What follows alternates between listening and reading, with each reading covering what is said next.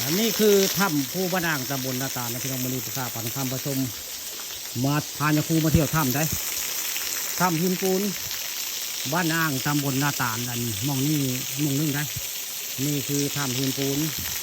บ้านนาอ่างตำบลนาตาลหน้าเล็กกันนี่น้ำปูนด้วยนี่ปีนี้น้ำยังไหลอยู่พี่น้องบ้านตะเก้าหน้านี่แห้งในน้ำบ่มีได้ถ้ำหินปูนบ้านอ่างตำบลนาตาลได้นี่สุขาป่าทองคำผสมมานี่ภาพมาเบิ้งถ้ำเบิ้งเฮียพี่น้องนี่คือภาพบรรยากาศในถ้ำหินปูนบ้านอ่างตำบลนาตาลเหมาะสำหรับที่มาปฏิบัติธรรมได้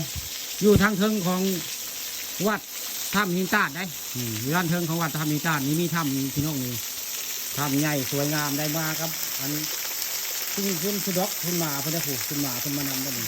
ขึ้นชื่อตื่นเพื่อนำพี่น้องนี่เพิ่นมาเป็นไกด์นำเที่ยวไว้ง่ายนี่ขึ้นมาก็มานำในวัดมาในวัดนี่ละวัดอันถ้ำหินตาดได้มานี่ผู้ข้าปารคำผสม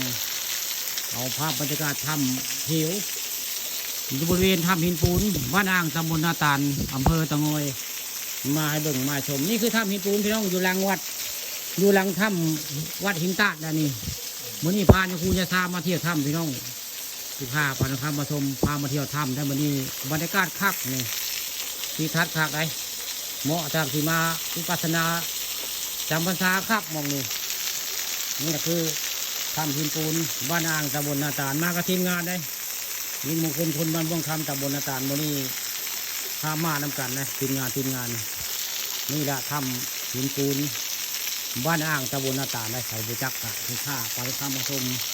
ข้าวเบิ่งถ้ำหินปูนบรรยากาศคักนี่มีน้ำตกน้ำโตนพี่น้องนี่น้ำตกหน้าผาได้โตลงมานี่บรรยากาศเย็นมาทำนี่พี่น้องนี่